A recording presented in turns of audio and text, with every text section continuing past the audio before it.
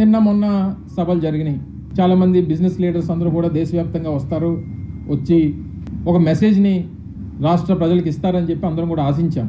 సహజంగా జరిగేది ఏంటి, నిన్న వారు చంద్రబాబు నాయుడు గారు మాట్లాడుతూ గత 5 సంవత్సరాల్లో 2019-24 మధ్యలో ఇండస్ట్రియలిస్టులు అందరూ కూడా బెదిరిపోయారు, భయపడిపోయారు, విధ్వంసం చూసి ఎవరో రావడం మానేశారు అనేటువంటి మాటలు మాట్లాడినట్టుగా చూశాను నిన్న. ఎందుకంటే కొంతమంది టీవీ మిత్రులు కూడా కొన్ని ఛానల్స్ని పంపించలేదు, కొంతమందిని అలౌ చేశారు, కొంతమంది అలౌ చేయలేనట్టుంది నాకు తెలిసి సమాచారం, నాకున్నటువంటి సమాచారం మేరకు. తీరా నేను ఇది చూసిన తర్వాత అంటే బెదిరిపోవడం అంటే ఏ రకంగా బెదిరిపోయారు అనేటువంటి నాకు అర్థం కావట్లా. ఎందుకంటే చంద్రబాబు నాయుడు గారు నిన్న ఓపెనింగ్ సెరమనీ, మొన్న 14వ తారీఖున ఓపెనింగ్ సెరమనీ జరిగింది. వారి వేదిక మీద ఉన్నటువంటి బిజినెస్ లీడర్స్ ఎవరు, జగన్మోహన్ రెడ్డి గారిని చూసి భయపడిపోయి రాష్ట్రం నుంచి పారిపోయారు అని చెప్తున్నటువంటి ఇదే చంద్రబాబు నాయుడు గారు 2023లో ఇదే గ్లోబల్ ఇన్వెస్టర్స్ సమిట్ నిర్వహించినప్పుడు అదే వేదిక మీద ఉన్నటువంటి వ్యాపార దిగ్గజాలు ఎవరు, ఒకసారి ఆ ఫోటో ఈ ఫోటో పక్కపక్కన పెట్టి చూడండి. ఆ రోజు మేము ఇన్వెస్టర్ సమిట్ నిర్వహించినప్పుడు ఒకవేళ జగన్మోహన్ రెడ్డి గారిని, మా ప్రభుత్వాన్ని చూసి భయపడిపోయో బెదిరిపోయో ఈ రాష్ట్రంలో పెట్టుబడులు పెట్టడానికి రావట్లేదని చెప్పి ప్రచారం చేసినటువంటి ఈ తండ్రి కొడుకులు ఇద్దరు కూడా 2023లో జరిగినటువంటి గ్లోబల్ ఇన్వెస్టర్ సమిట్లో ఆ రోజు వేదిక మీద ఉన్నటువంటి వ్యాపార దిగ్గజాలని ఒకసారి గుర్తు తెచ్చుకోండి. జగన్మోహన్ రెడ్డి గారితో పాటు ఆ వేదికని పంచుకుంది ఎవరో ఒకసారి గుర్తు చేసుకోండి. రిలయన్స్ అధినేత అయినటువంటి ముఖేష్ అంబానీ, అదానీ సంస్థలకు సంబంధించినటువంటి కరణ్ అదానీ, దాల్మియా సిమెంట్కి సంబంధించి దాల్మియాస్, జిందాల్కి సంబంధించి నవీన్ జిందాలు, ఓబ్రాయ్కి సంబంధించినటువంటి ఓబ్రాయ్స్, బంగారు సిమెంట్కి సంబంధించి సంజయ్ బంగార్ గారు, సెంచురీ ప్లైవుడ్కి సంబంధించి బజాంగా గారు, సైంట్ టెక్నాలజీకి సంబంధించి బీవీఆర్ మోహన్ రెడ్డి గారు, ఇదే జిఎంఆర్ సంస్థ అధినేత అయినటువంటి మల్లికార్జునరావు గారు, ఇంకా మిగిలినటువంటి అనేక సంస్థలకు సంబంధించినటువంటి అధినేతలు ఆ రోజు వేదిక మీద అంతా కూడా బిజినెస్ లీడర్స్ కూర్చున్నారు. అంతా కూడా మంత్రులుగా సంబంధించినటువంటి శాఖ మంత్రిగా నేను, ఫైనాన్స్ మినిస్టర్గా బుగ్గన రాజేంద్రనాథ్ రెడ్డి గారు, ప్రభుత్వం తరపు నుంచి కూర్చున్నది ముఖ్యమంత్రి గారితో పాటు మేము ఇరువురు తప్ప ఇంకెవ్వరు కూడా స్టేజ్ మీద లేరు. ఎందుకంటే అందరూ వ్యాపార దిగ్గజాలు అందరూ కూడా ఉన్నారు. అదొక మెసేజ్ పాస్ ఆన్ చేయాలనేటువంటిది రాష్ట్రానికి. నిన్న స్టేజ్ మీద ఎవరు ఉన్నారండి? క్యాబినెట్ అంతా కూర్చున్నారు స్టేజ్ మీద. చూస్తే నాకు తెలిసి నేను చూసిన స్టేజ్ అయితే మాత్రం ముఖ్యమంత్రి గారితో నేను చూసినటువంటిది ఎవరనంటే కరణ్ అదానీ గారు, పాపం జిఎంఆర్ గారు పాపం ఎయిర్పోర్ట్ కడుతున్నారు, ప్లస్ మన ప్రాంతానికి చెందినటువంటి వ్యక్తి పెద్ద ఆయన వారు. నాకు తెలిసి వీరు ఇరువురు తప్పితే మిగిలినటువంటి వ్యాపార దిగ్గజాలను ఒక్కరిని చూపించండి. అంటే మీ మీద నమ్మకం ఉన్నట్ట, మా మీద నమ్మకం ఉన్నట్టు ఆ రోజు ఇటువంటివి పెట్టొద్దని కానీ లేకపోతే చెయ్యొద్దనేటువంటిది మా ఉద్దేశం కాదు. ఇటువంటివి జరుగుతూ ఉండాలి.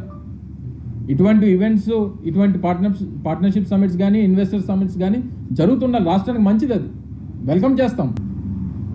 కానీ చేసేటువంటి దాంట్లో ఇటువంటిది రాష్ట్రానికి ఉపయోగపడేటువంటి దానికి మీరు తాపత్రయపడాలి తప్ప మీ వ్యక్తిగతమైనటువంటి ఇమేజ్ బిల్డింగ్ కోసం దీన్ని ఉపయోగించుకునేటువంటి కార్యక్రమంలా కనబడతా ఉంది. కొడుకేమో తండ్రిని పొగుడతాడు, తండ్రి ఏమో కొడుకుని పొగుడతాడు. మీ ఇద్దరు ఒకరికొకరు తబలా కొట్టుకోవడానికి ఇన్ని వందల కోట్ల రూపాయలు ఖర్చు పెట్టాలా? సో ఇవన్నీ నిన్న కొంతమంది సోదరులు పంపించారు. ఏబీసీ బ్రూక్ఫీల్డ్ ఎవరెన్కి దీనికి సంబంధించి 1,10,000 ఇది ఆ రోజు చేసుకున్నటువంటి ఒప్పందం. గత ప్రభుత్వంలో ఎకరన్ ఎనర్జీ గత ప్రభుత్వంలో ఇచ్చినటువంటి పర్మిషన్స్. రెన్యూ గ్రూప్కి సంబంధించి అయితే ఒక రోజు నుంచి ఒక ముందు రోజు ఈ సినిమా ఈవెంట్ లాగా లోకేష్ గారేమో ఆయన ట్విట్టర్లో పెద్ద అనౌన్స్మెంట్ వస్తుందని చెప్పి నేనేదో కొత్తగా ఏదో వస్తుందేమో అని చెప్పి అనుకున్నా. ఉదయం చూస్తే పాత సినిమాకి ఈయన కొత్త పేరు పెట్టి ఈయన రిలీజ్ చేస్తాడు. ఆ రెన్యూ గ్రూప్ అనేటువంటి ఆ సంస్థ 2022లోనే మా ప్రభుత్వం ఉండగానే దానికి సంబంధించినటువంటి జీవోలు, వారికి కావాల్సినటువంటి సపోర్ట్ అంతా కూడా మా ప్రభుత్వంలో చేసాం. ఆ రోజు ఇన్వెస్ట్మెంట్ వచ్చింది. తీరా అంటే మాకెక్కడ ప్రజలు కూడా మీ ద్వారా కోరుతా ఉన్నా ఆ రోజు మేము ఢిల్లీలో డిప్లొమాటిక్ కాన్క్లేవ్ పెడితే ఇదే సుమంత్ సిన్హా గారు, రెన్యూ పవర్కి సంబంధించినటువంటి చైర్మన్ గారు ఆ సమావేశానికి విచ్చేసి రాష్ట్రంలో జరుగుతున్నటువంటి అభివృద్ధి గురించి, పెట్టుబడుల గురించి వారు మాట్లాడారు.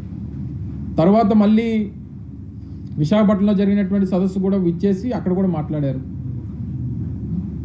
తీరా నిన్న వారు వేదిక మీద మంచి మేము రాష్ట్రానికి రాలేదు, 6 సంవత్సరాల తర్వాత వస్తున్నాం అన్నటువంటి మాట కూడా ఆయనే మాట్లాడారు. ఇదంతా చూసిన తర్వాత నాకేమనిపించిందంటే, బెదిరించింది మేము కాదు, రాష్ట్రానికి వస్తున్నటువంటి వ్యాపారవేత్తల్ని, ఇండస్ట్రియలిస్టులని బెదిరించింది మేము కాదు. ఆయన మాటలు చూసిన తర్వాత ఎవరు బెదిరిస్తున్నారో అర్థమైంది. అదే వేదిక మీద 2 పర్యాయాలు, ఒకసారి ఢిల్లీలో, ఒకసారి విశాఖపట్నంలో జరిగినటువంటి సదస్సుల్లో మాట్లాడినటువంటి ఈ సంస్థకు సంబంధించినటువంటి చైర్మన్ గారు, నేను మళ్ళీ 6 సంవత్సరాల తర్వాత ఈ రాష్ట్రానికి వస్తున్నానని చెప్పి ఆయనతో చెప్పించారనంటే ఎవరు ఆయన్ని ఇబ్బంది పెట్టారన్నటువంటిది అర్థమవుతా ఉంది. ఇన్ని వేల కోట్ల రూపాయలు పెట్టి అంత ప్రాసెస్ జరిగి ఇన్వెస్ట్మెంట్కి రెడీగా ఉన్నప్పుడు అటు వెళ్ళాక ఇటు వెళ్ళాక ఉన్నటువంటి పరిస్థితుల్లో ప్రభుత్వంలో ఉన్నటువంటి పెద్దలు మీరు ఈ మాట చెప్తే తప్ప మీరు చేయడానికి వీల్లేదని చెప్తేనే అలా చెప్పగలరు తప్ప ఎవరన్నా అలా మాట్లాడగలరా? తీరా ఇంకా ఒకటి కాదు, ఇంక ఏది చూసినా సరే ఇంకా లూలు గ్రూప్ని ఆ చైర్మన్ గారిని తీసుకొని వచ్చారు. ఆయన నెల విద్వాంసుడు వీళ్ళకి, ఆయన ఏ సమిట్ అయినా ఆయన ఉంటాడు, కానీ ఇప్పటికీ కూడా ఏమీ కట్టడు. ఇక్కడ 2000 మీరు లూలు పేరు ఎప్పటి నుంచి వింటున్నాం మనం? 2015 నుంచో 16 నుంచి వింటున్నాం. విశాఖపట్నంలో 2016 నుంచి విశాఖపట్నంలో లూలు కన్వెన్షన్ కడుతుందనో, లూలు హైపర్ మార్కెట్ కడుతుందనో, లూలు అది కడుతున్నారు ఇది కడుతున్నారు అని చెప్పి 10 సంవత్సరాలు అయిపోయింది. ఇప్పటికీ కూడా ఏమీ లేదు. అంటే ప్రచారానికి వాస్తవానికి ఉన్నటువంటి వ్యత్యాసం చెప్తా ఉన్నా.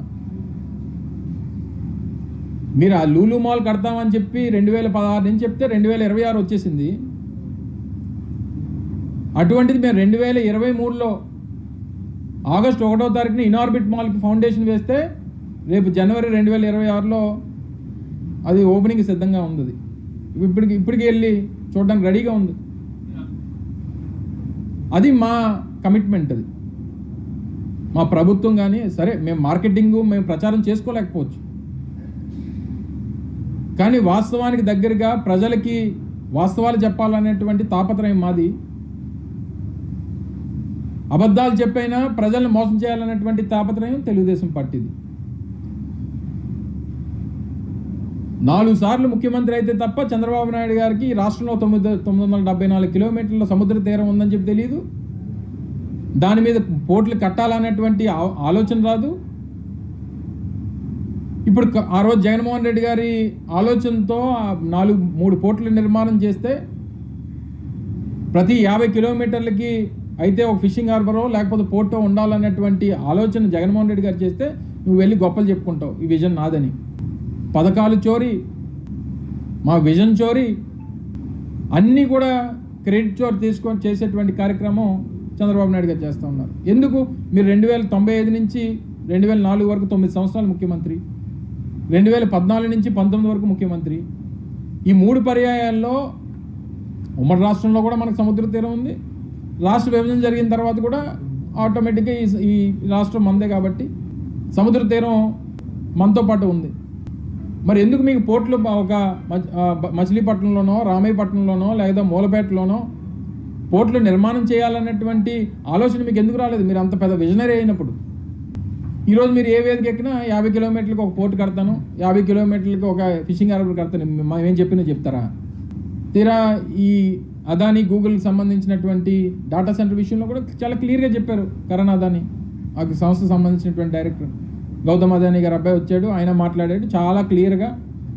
దీనికి ఎక్కడ బీజం పడిందో, ఏ రకంగా వచ్చిందో ఏంటో అనేటువంటిది చాలా క్లియర్గా అర్థమైంది. జగన్మోహన్ రెడ్డి గారికి విజన్ అంటే సముద్ర తీరం కనబడితే తద్వారా పోర్టుల నిర్మాణం జరిగితే ఆ జరిగినటువంటి పోర్టుల ద్వారా అక్కడ ఎకనామిక్ యాక్టివిటీ క్రియేట్ అవుద్ది, ఇండస్ట్రియల్ యాక్టివిటీ క్రియేట్ అవుద్ది, ఎంప్లాయ్మెంట్ జనరేషన్ అవుద్ది అనేటువంటి విజన్ మాదైతే మీకు సముద్ర తీరం కనబడితే మీకేం గుర్తొస్తుంది? బికినీ ఫెస్టివల్ పెట్టాలి లేదా భార్యాభర్తలు కూర్చొని మందు తాగాలి. ఇది మీ విజనరీ. మీరు ఇదే కదా ఆలోచిస్తారు. ఎకనామిక్ గ్రోత్ ప్రాసెస్ కోసం మేము ఆలోచన చేసాం, మీరు ఆ సముద్ర తీరాన్ని జలసాలకు ఎలా వాడుకోవాలనేటువంటిది మీరు చూస్తారు.